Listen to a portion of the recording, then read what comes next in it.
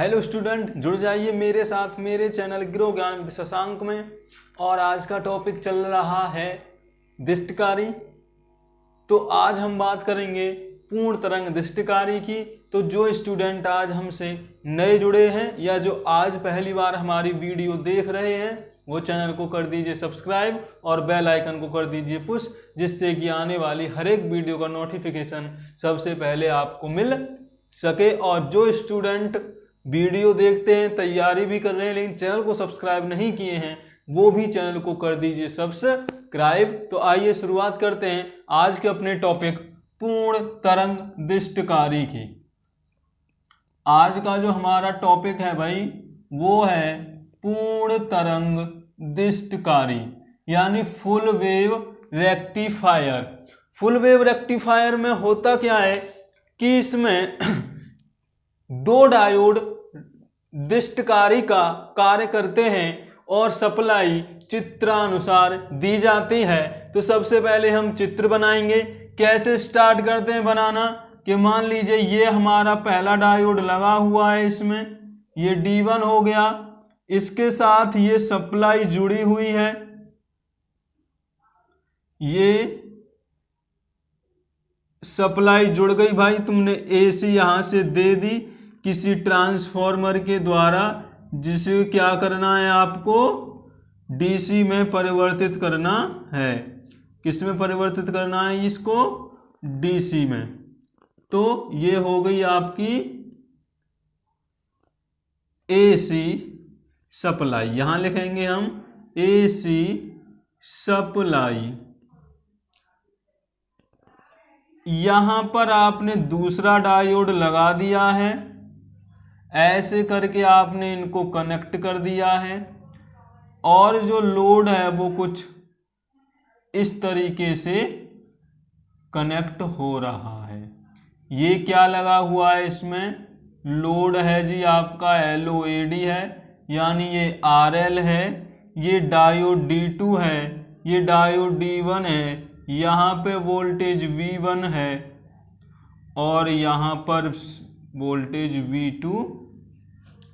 तो ये पूर्ण तरंग दिष्टकारी का परिपथ आरेख अब आपको समझ में आ गया होगा कि यहाँ से AC सप्लाई देते हैं सर्किट को, diode D1 diode D2 rectifier यानी दिष्टकारी का कार्य करते हैं और लोड पर हमें धारा प्राप्त होती है।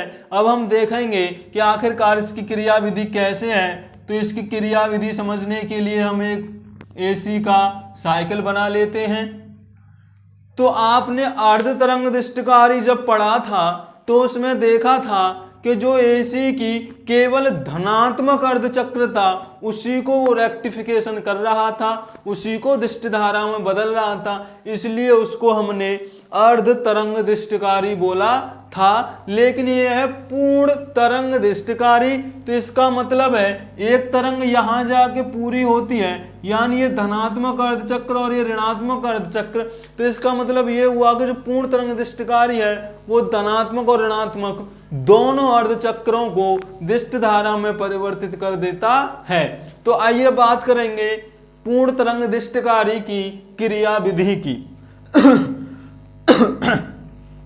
तो कैसे लिखना स्टार्ट करेंगे हम क्रिया विधि भाई, क्योंकि बोर्ड एग्जाम में आपको तो क्रिया विधि लिखनी है। परिपथ आप बिल्कुल स्पष्ट बना दोगे, कोई दिक्कत होनी नहीं चाहिए, परिपथ बनाने में कोई दिक्कत नहीं होनी चाहिए। तो क्रिया विधि कैसे लिखते हैं जी? AC के पहले धनात्मक अर्धचक्र में, AC के धनात्मक अर्धचक्र में ये कुछ नाम दे देते हैं A B C D E ऐसे करके। तो पहले धनात्मक अर्धचक्र में जो सिरा A है वह सिरा B की अपेक्षा अधिक धनात्मक होता है।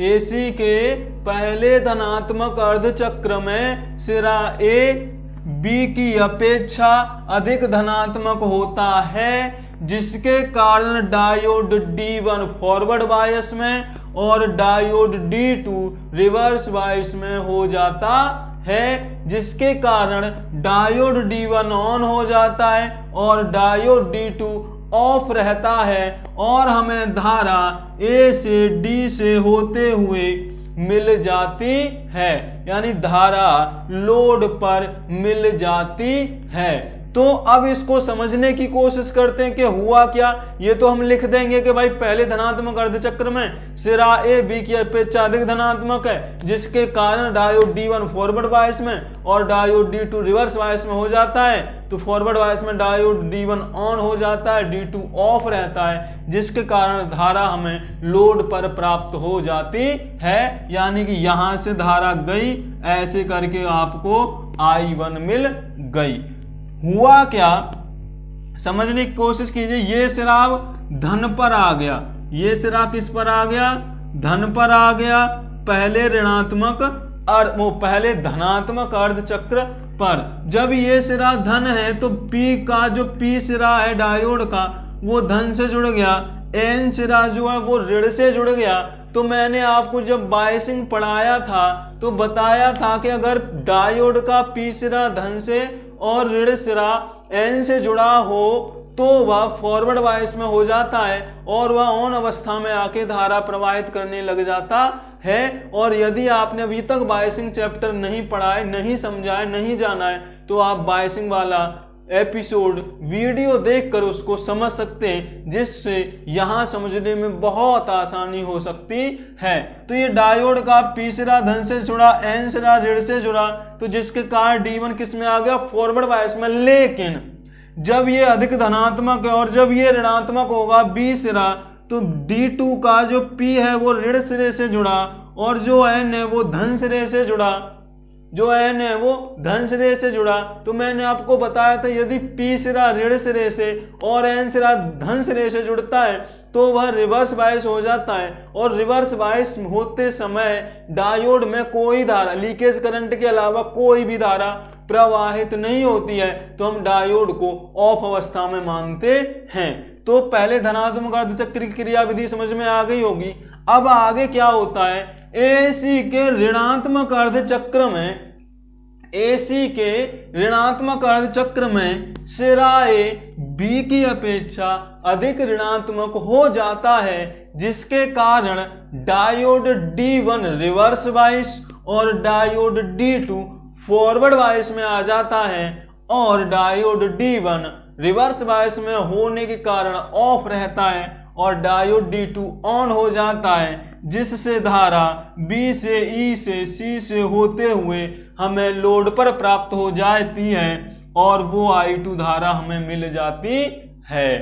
तो धनात्मक अर्धचक्र में डायोड D1 ऑन होकर धारा दे रहा है और ऋणात्मक अर्धचक्र में डायोड D2 ऑन होकर धारा दे रहा है। तो हमें दोनों साइकिलों पर सेम डायरेक्शन में धारा लोड पर प्राप्त हो जाती है। अब इसको भी समझ लीजिए, जब नेगेटिव साइकिल आई आपकी, तो जो डायोड, ये ऋण सिरा हो गया, ये धन सिरा हो गया, तो डायोड P का धन सिरे से N ऋण सिरे से जुड़ा, तो ये फॉरवर्ड बायस हो गया। D1 का P सिरा ऋण से और N सिरा धन से जुड़ा, N धन से जुड़ा, जिसके कारण वो रिवर्स बायस हो गया। तो हमें डायोड D2 के कारण धारा मिली और डायोड D1 ऑफ अवस्था में रहा।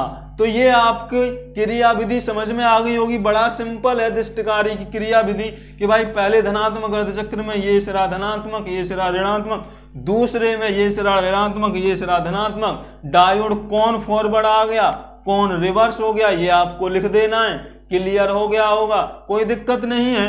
अब आइए इसका तरंग आरेख देखते हैं कि हमें इनपुट देने के बाद आउटपुट कैसे मिलता है। तो आप यहां पर देखिए, जब डायोड D1 से धारा मिली तो भी लोड पर ऐसे ही मिली हमें, और डायोड D2 से धारा ऐसे होके ऐसे गई तो भी हमें इसी डायरेक्शन में मिली। यानी डायोड द्वारा जो AC के धनात्मक और ऋणात्मक अर्धचक्र में धारा की डायरेक्शन है वो लोड पर एक ही दिशा में रहती है। ऐसा नहीं है कि इधर से धनात्मक गई हो और इधर से ऋणात्मक हो गई हो, नहीं, एक ही डायरेक्शन में मिलती है। तो आइए बना के देख लेते हैं इसको भी। ये आपने इनपुट दे दी है भाई, यहां पर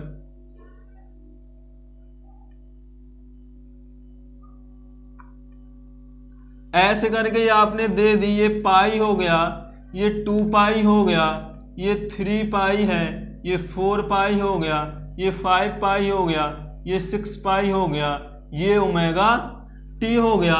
ये आपने इनपुट दे दिया वोल्टेज, ये आपका मूल बिंदु 0 हो गया। लेकिन ये वाला क्या होगा ये देख लीजिए। हम तो अपना आसानी से बना लेते हैं भाई, बनाने की विधि भी सीख लो।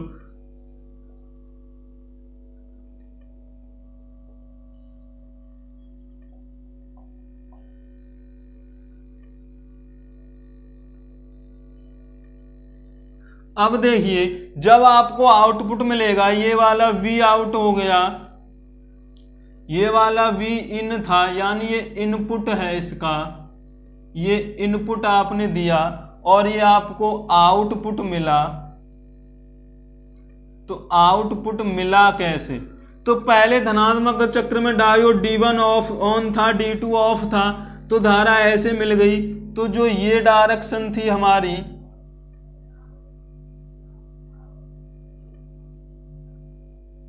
तो इस डायरेक्शन में ये धारा हमें ऐसे मिल गई, इसी डायरेक्शन में मिली तो ऐसे मिली।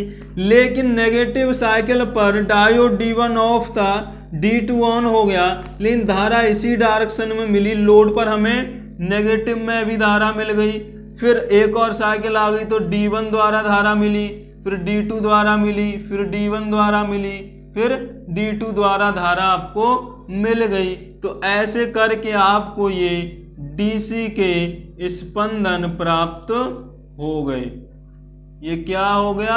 IDC आपको यहां पर मिल जाएगा। ये क्या था आपका? IAC था, और यहां पर आपको क्या मिल गया? IDC। तो संरचना जो तरंग आरेख है ये भी आप बना लोगे, कोई भी अब आपको दिक्कत नहीं होगी। क्रियाविधि समझ में आ गई होगी। परिपथ बहुत समझ में आना चाहिए। इसका जो मुख्य उद्देश्य है, ये वाला चित्र ही अगर ये आपने सही बनाया है तो आप क्रिया विधि भी सही दे दोगे। अगर ये बाई चांस गलत हो गया तो फिर ये क्रिया विधि भी गलत हो जाएगी और ये वेव आरेख भी गलत हो जाएगा। क्लियर है? समझ में आ गया होगा। तो अर्धचालक इलेक्ट्रॉनिकी में अर्ध तरंगदिष्टकारी, पूर्ण तरंगदिष्टकारी डायोड पर फॉरवर्ड बायस और रिवर्स बायस का प्रभाव, जीनर ब्रेकडाउन, एवलांचे प्रभाव और थर्मल रनअवे अब आपको समझ में आ गया होगा। अब आपको अगर कोई दिक्कत है इस पाठ में तो कमेंट कीजिएगा कि हमें इस पाठ में ये वाली दिक्कत है, तो हम उस दिक्कत को दूर करने की कोशिश करेंगे। अब आगे हम नया चैप्टर स्टार्ट करेंगे, तो उसके लिए बने रहिए हमारे साथ हमारे चैनल गिरो ज्ञान विद शशांक में।